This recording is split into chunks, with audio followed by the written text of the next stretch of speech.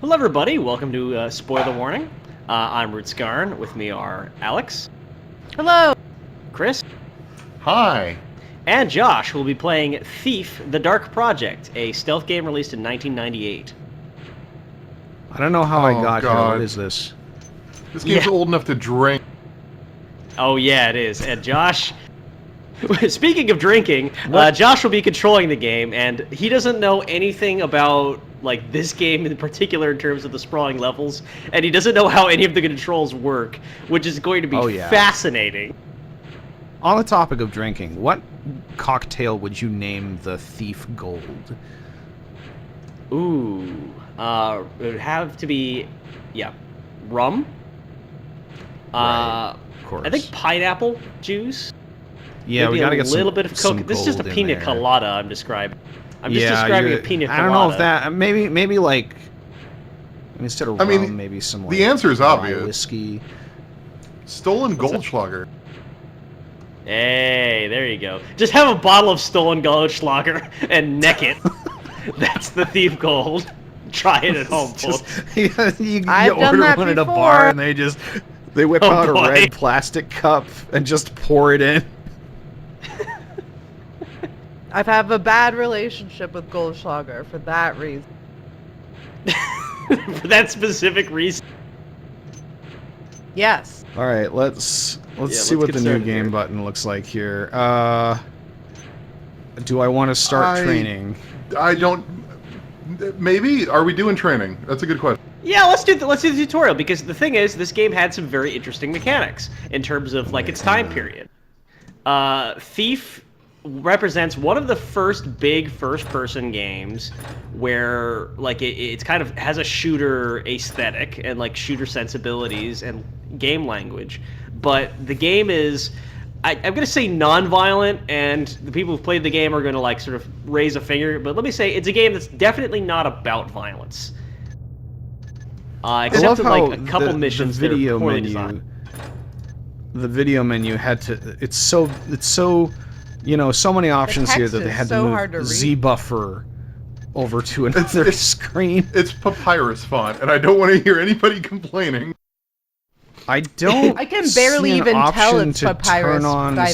Subtitles. I mean, it is The papyrus. subtitles aren't going to be able to help you if they're in papyrus. That is true. True. Let's just like randomly put the subtitles in Latin or something. I don't think you could expect a menu to be terribly high-tech if it looks like it has to be fed coal for you to actually start your video game. Isn't that how you used to start the computer back in the time when this game came? Yeah. Some people were still running on the coal machines, I think. Rooms, I will instruct you in the various Well, it's got skills mouse you look need at to least. survive. Please stay in the entrance area to each room while I explain the So we appear to have skipped a cutscene. I'm not sure if that happened on purpose, if Josh missed something. I didn't do anything. Last time I popped in here just to see how it would record. Oh boy. Oh, I'm actually pretty happy that we missed the cutscene there, because I didn't want to have to sit through all of it exactly, and this will give Josh an opportunity to figure out what the fuck is going on with his control. Stay in the shadows. Avoid so A and D are turn. Try to reach the top of the platform, Which feels strange in a game that has mouse look. It's Z and C are the strafing. Oh. Try again. Remember. Okay. Stay out of the So the premise of this Z game. and C. That is wrong. Well, okay, so Q and E are peeking. So the premise is that we are Garrett, and we were an orphan who was caught by like a secret Illuminati society of guys who are like giant badasses and keep the balance between various factions. And at the end of this tutorial, we're basically going to say, don't feel like it, and we're going to quit so that we can become a burglar. Good. Proceed down this What the corridor fuck? for the next test. Oh use his mouse too. no. No, to walk. No, you can hold down Shift to walk quietly.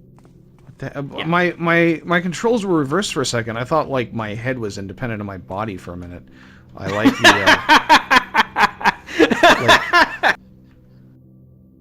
I like that there's the stars outside, but you can see that they're very clearly like 6 inches away from the back of the hole. No, okay, my S key's going backwards now. What the? These are mysteries you're not ready for. Oh.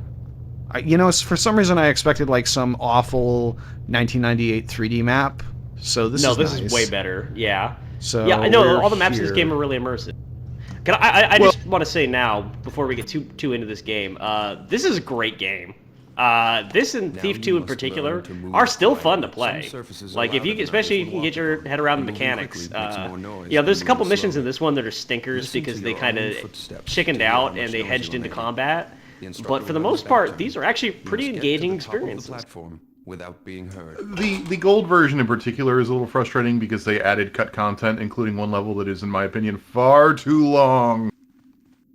Yeah, this game's levels are already epically long. Very good. I did not hear you traverse the room. Like they're huge. In Like- fact, Beyond this Well, door we'll get to is a that. hallway that will lead you to your next Was task. Did that guy's voice actor just change? No, It that sounded was like the guy. some definitely non-professional VA going, "Excellent. This was- I did not hear you enter the room." This was Looking Glass, and they were known to do that. Remember, this is some of the people that brought you. Well, not some of the people, but I guess technically some of the people that brought you System Shock and System Shock 2. Get your weapons. oh my God, JC, a bomb. Select A them by bomb. centering them on screen until. Well, they if we're talking lineage, that's one of the weirdest things about Thief, right? Thief is sort of grandfathered into the immersive sim genre, even though it doesn't quite fit that definition, but it embraces enough of the design sensibility. Ready your bow. Is that a rope arrow? Oh, it's a Back regular the arrow. string by holding down the attack button. Make sure you draw all the way back, or your shot will not have full power. Take aim, and when you are ready to shoot. So this game has kind of a release your steampunk attack. sensibility and See if you aesthetic, can hit hence one the of these viewfinder targets. on your bow, Good shot. which is nice because it Practice subs if in you wish. for When you are ready a to crosshair. proceed, approach It the sort of training sells dummy the setting a and little ready bit your more, sword. the conflict between technology and kind of pagan magic.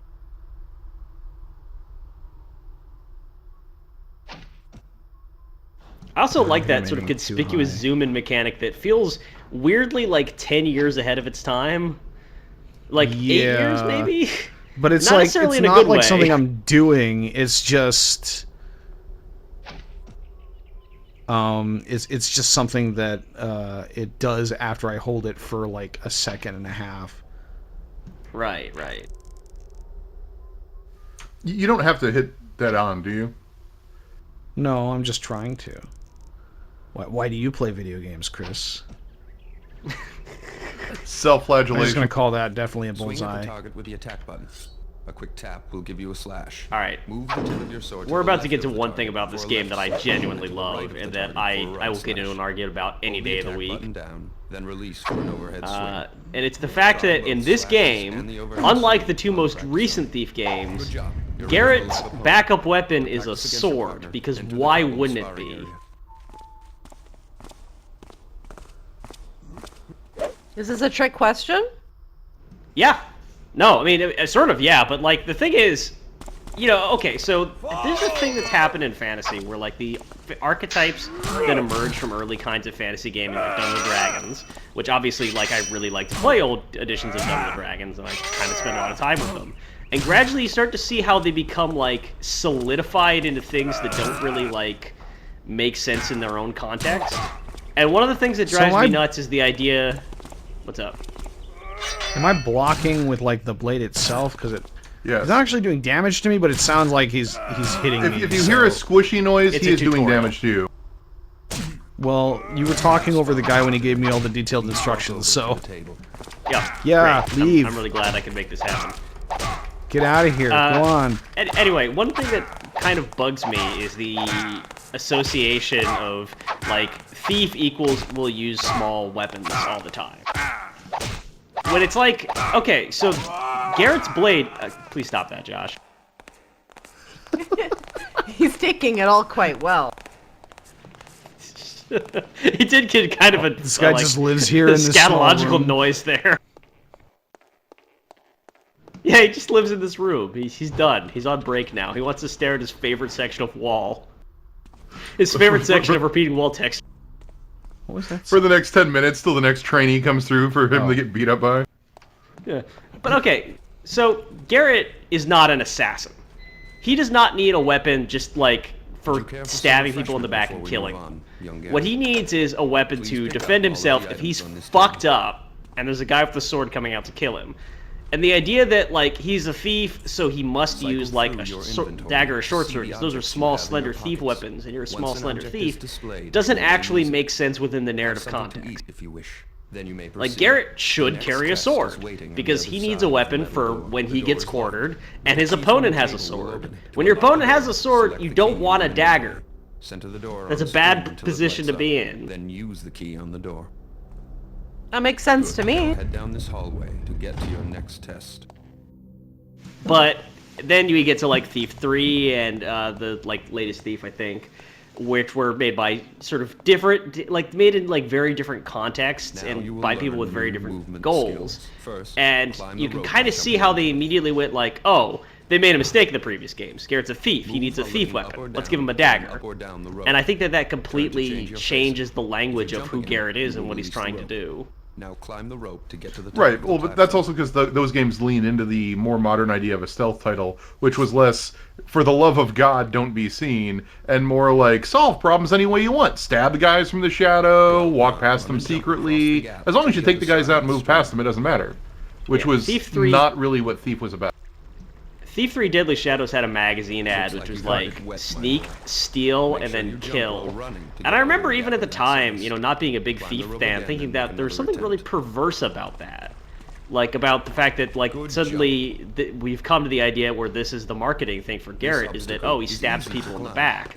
It's like, why would Garrett stab people in the back? He's got a blackjack. Jump to grab the edge of the wall and pull yourself up. Good job. But I don't think he has a blackjack in some of those later games. You have passed the last test. Yeah. If you wish, you may stay to practice your climbing and jumping. I think he did. I think he had a blackjack in Thief 3 at least. He did in Thief 3.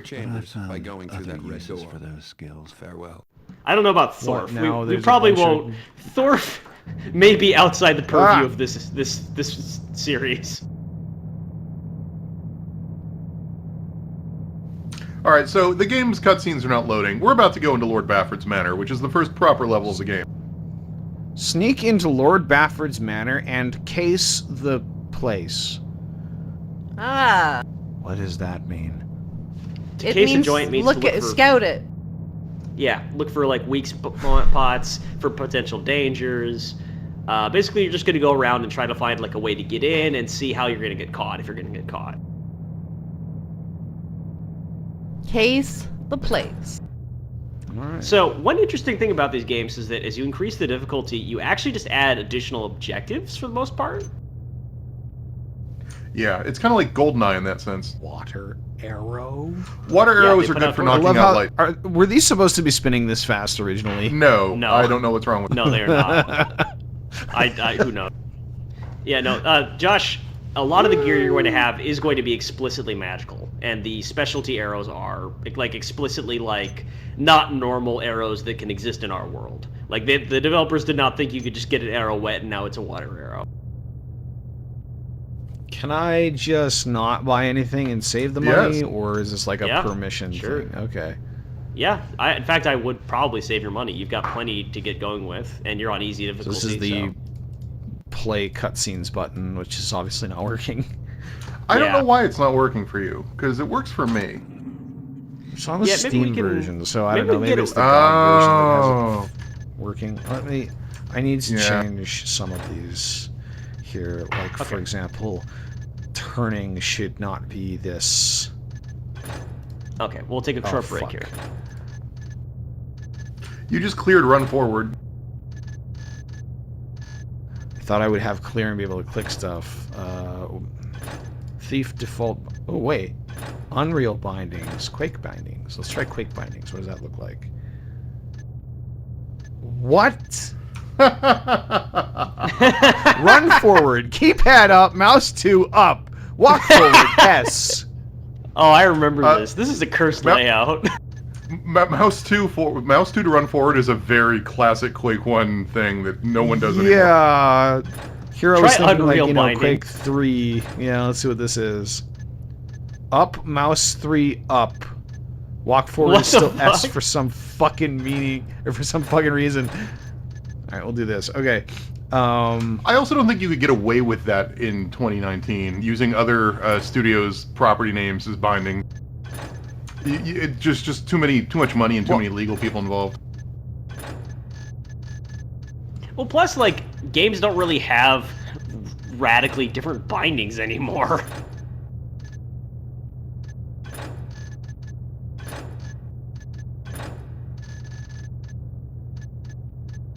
Like, the only people who have unique bindings are people who have some sort of weird controller setup and go into competitive play. You probably want jump to be will spaced not out of... accept control as a button that I can bind manually. Just go with F. Sometimes you have to give up control. You have jump not set as anything. Controller rebinding is also really good for people with disabilities, though, too. So, like, it is kind of an accessibility issue. Yeah, no, I mean, the like, fuck? I can't- binding. I can't find space either. Click bind. Click bind. Oh, there we go. Okay. There we go. Yeah.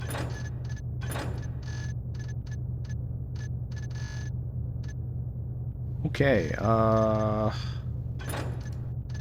save these as not 1998 no more. Jesus Christ.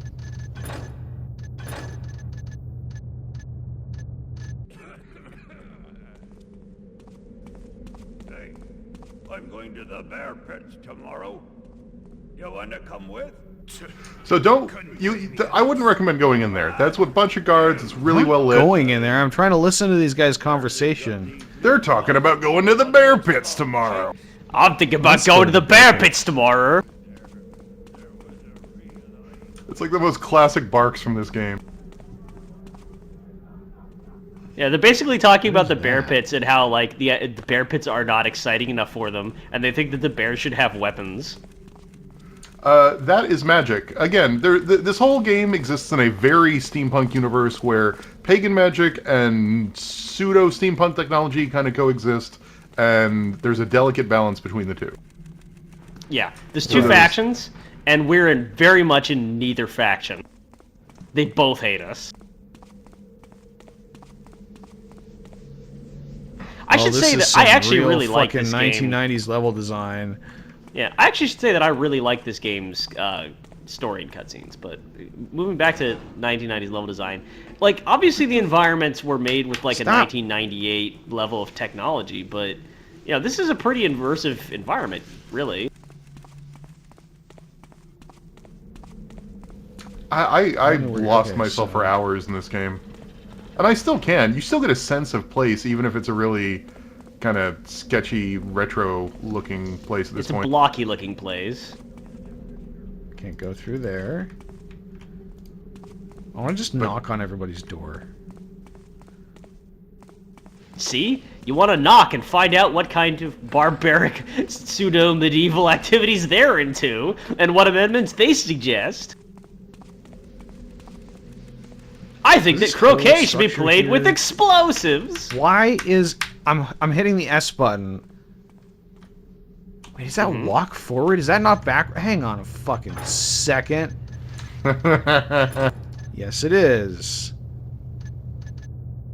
How about we just don't have a button for that? You're gonna want to have that. You're definitely gonna want that. Yeah, well, shift makes me walk, so. Okay. Fucking X. There we go. I'm just saying, a walk button in a game where you're trying to be stealthy is very convenient.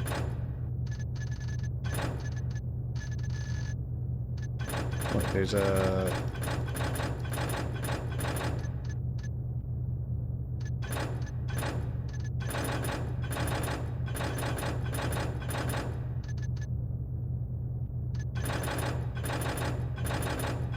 Where is shift on here?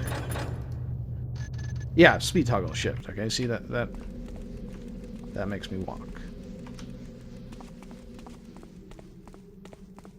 So, just kind of looking at places I can go without actually, you know, having to break in anywhere. Well, you're going the right way. How's it going?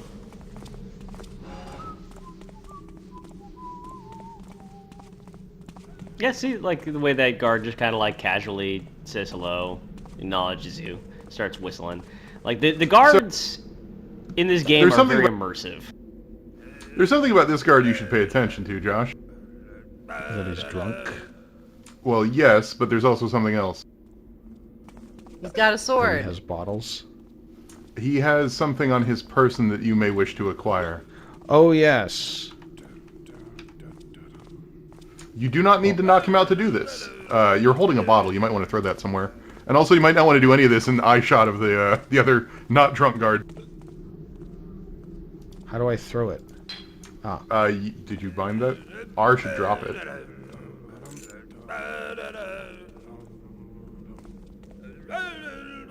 I'm cutting you off. Cutting him off to his careful. key? Oh, are you gonna hit him with your kosh?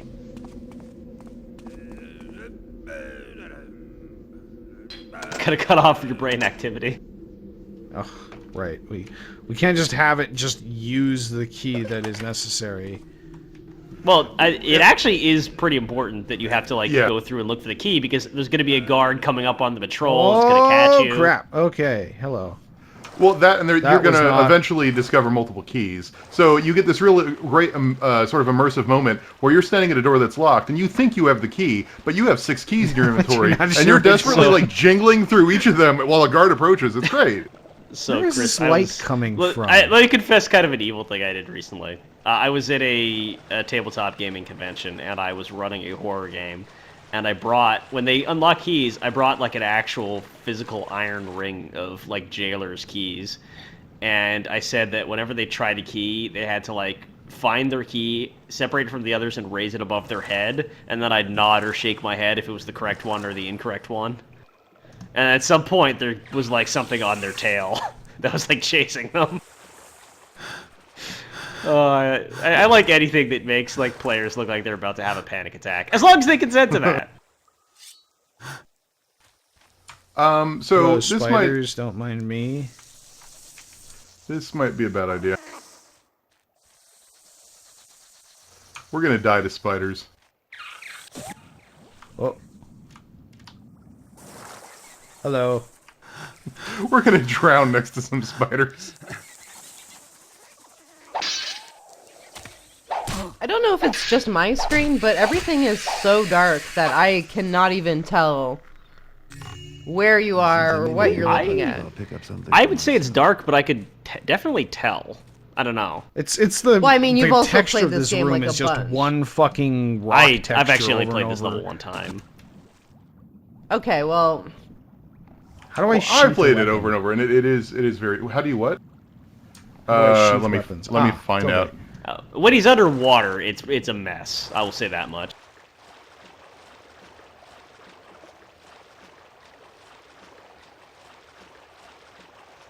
Water levels in general aren't very good, and this game's water levels in particular.